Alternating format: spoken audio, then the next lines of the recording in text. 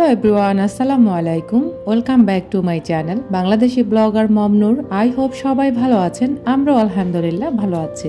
অনেকদিন পর চলে আসলাম আপনাদের মাঝে নতুন আরও একটি ব্লগ ভিডিও নিয়ে। আশা করছি আপনাদের অনেক বেশি ভালো লাগবে আর আজকের ব্লগটি অনেক বেশি ইন্টারেস্টিং হতে যাচ্ছে। আশা করছি আপনারা পুরো ভিডিও জুড়ে আমার সাথেই থাকবেন। পবিত্র কোরবানির ঈদ আমাদের আগামী সপ্তাহে হবে। এই সপ্তাহের পরে সম্ভবত শনিবারেই হবে। তো এখন কিন্তু জিলহজ মাসের প্রথম 10 দিনে আছি আমরা। তো প্রথম 10 দিন থেকে অলরেডি সম্ভবত আজকে 5 দিন চলে গেছে। তো জিলহজ মাসে আসলে আপনারা যে আমলগুলো করতে পারেন বা যেভাবে সংসারের কাজগুলো গুছিয়ে করতে পারেন সেটাই আজকে আপনাদের সাথে তুলে ধরেছি। আশা করছি আপনাদের অনেক বেশি ভালো লাগবে আর অনেক বেশি আপনাদের কাজের মনে হবে। আমার আজকের ভিডিওটি আপনাদের কাছে অনেকটাই হেল্পফুল হবে। তাই কাজের কথা ফিরে যাওয়ার আগে আপনাদের কাছে একটা রিকোয়েস্ট করব, যারা আমার ভিডিওগুলো দেখে থাকেন কিন্তু লাইক দিতে ভুলে যান, প্লিজ আপুরা দয়া করে একটি লাইক দিয়ে যাবেন। আপনার ছোট্ট একটি লাইকের মাধ্যমে আরও একটি দিনের ভিডিও মেক করার উৎসাহ পাই। আপনি যদি আমার চ্যানেলে আজকে নতুন হয়ে থাকেন চাইলে আমার চ্যানেলটিকে সাবস্ক্রাইব করে আমার পরিবারের বন্ধু হয়ে থেকে যেতে পারেন। অবশ্যই পাশে থাকা অল অপশনটা অন করে রাখবেন। আমি যখনই ভিডিও আপলোড করব নোটিফিকেশন পৌঁছে যাবে আপনার কাছে। আপনি সময় করে আমার ভিডিওগুলো দেখে নিতে পারবেন। জিলহজ মাসের এই প্রথম 10 দিন আমাদের জীবনের কিন্তু অনেক বেশি গুরুত্বপূর্ণ একটা সময়। এই সময়টাতে আল্লাহ তাআলা চাইলে আমাদের ভাগ্যকে পরিবর্তন করতে পারে। আমরা যেই কোনো কাজের পরিবর্তে আমরা কিন্তু ইবাদতকে অনেক বেশি প্রাধান্য দিতে পারি, কারণ এই সময়টা হচ্ছে সবচাইতে মৌসুমের একটা সময়, দোয়া কবুলের একটা মৌসুম সময় আর কি।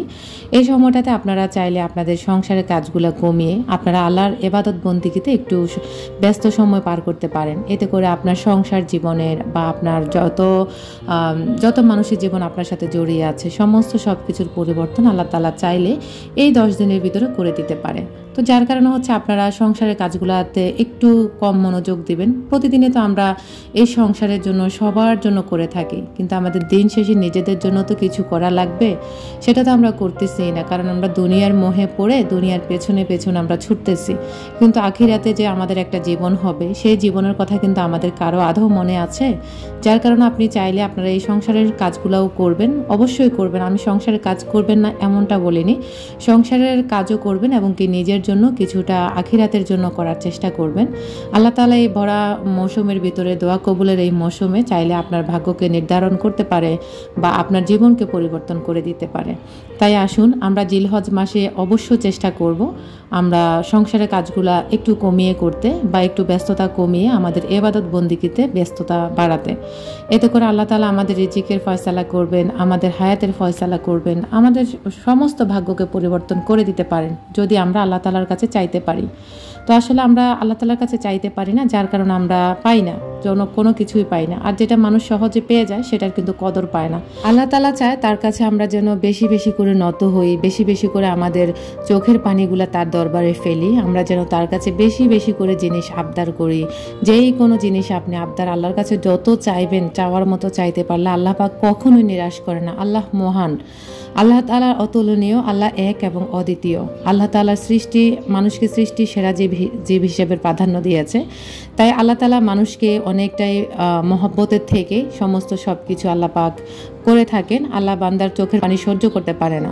আপনি কাঁদতে থাকবেন, আপনি একদিন কাঁদবেন, 2 দিন কাঁদবেন, 3 দিন কাঁদবেন, অবশ্যই আপনার দোয়া আল্লাহ তাআলা কবুল করবেন একদিন না একদিন। কিন্তু সবচাইতে দোয়া কবুলের মৌসুম হচ্ছে এখন, সময় হচ্ছে এখন। তাই আপনার যা কিছু প্রয়োজন আল্লাহ তাআলার কাছে আপনি চেয়ে নিতে পারেন। অবশ্যই আল্লাহ তাআলা আপনাকে নিরাশ করবে না যদি আপনি চাওয়ার মতো চাইতে পারেন, আল্লাহকে ডাকার মতো রাখতে পারেন। তাই আমরা প্রতিদিন 5 ওয়াক্ত নামাজ আদায় করব, সেই সাথে তাহাজ্জুদের নামাজ আদায় করব, সেই সাথে আমরা সমস্ত মুমিন মুসলমানের জন্য দোয়া করব, নিজেদের ভাগ্য পরিবর্তনের জন্য দোয়া করব, নিজের সংসারের জন্য তো অবশ্যই দোয়া থাকবেই, নিজের জন্য যেন আমরা আখিরাতে কোনো কিছু পাই। বা সারাটা দিনে তো আমরা সংসারের সময়টা ব্যয় করে ফেলি, কিন্তু আখিরাতের জন্য তো আমার নিজের জন্য কিছুই নাই। তাই নিজের জন্য কিছু একটা করার জন্য আল্লাহ তাআলার কাছে বেশি বেশি করে ইবাদত বন্দেগী করবেন। এতে করে আল্লাহ তাআলা আপনার সমস্ত চাওয়া পাওয়াগুলো, দুঃখ কষ্টগুলো আল্লাহ পাক কবুল করে নেবেন। হয়তোবা আপনি এই বছরে শেষ কান্নাটা কাঁদবেন, আপনি হয়তোবা আগামী বছরে অনেক বেশি হাসবেন আল্লাহ তাআলার কাছে যদি আপনি চাইতে জানেন।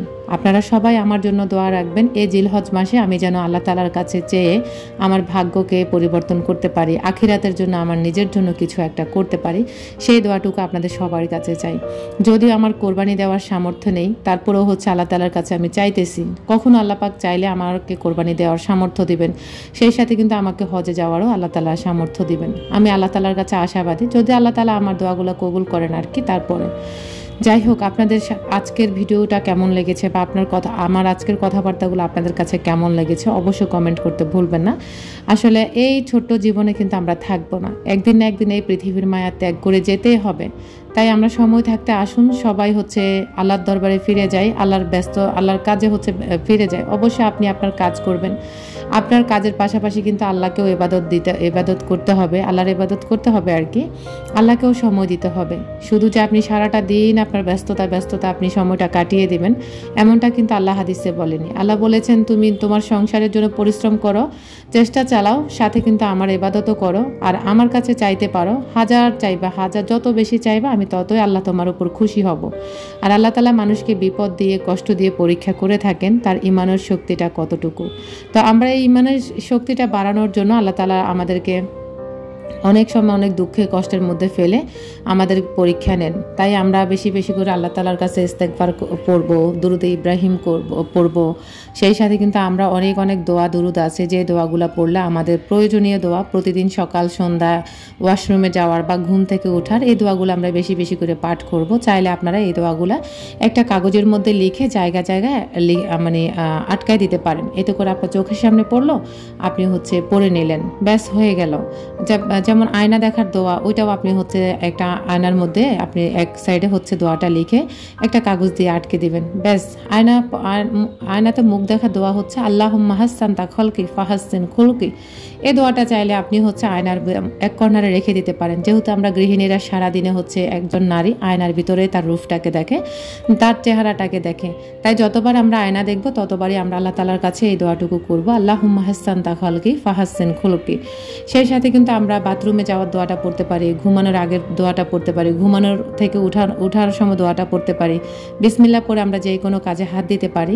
এই ছোট ছোট আমলগুলো কিন্তু আপনার জীবনে অনেক বেশি পরিবর্তন আনবে ইনশাআল্লাহ ইনশাআল্লাহ ইনশাআল্লাহ, যেটা আমি নিজেও প্রমাণ পাই মাঝে মাঝে। আলহামদুলিল্লাহ, আল্লাহ তাআলা হয়তোবা আমাকে যা দিয়েছেন, আমার রিজিকে যা রেখেছেন আমি তাই পাচ্ছি।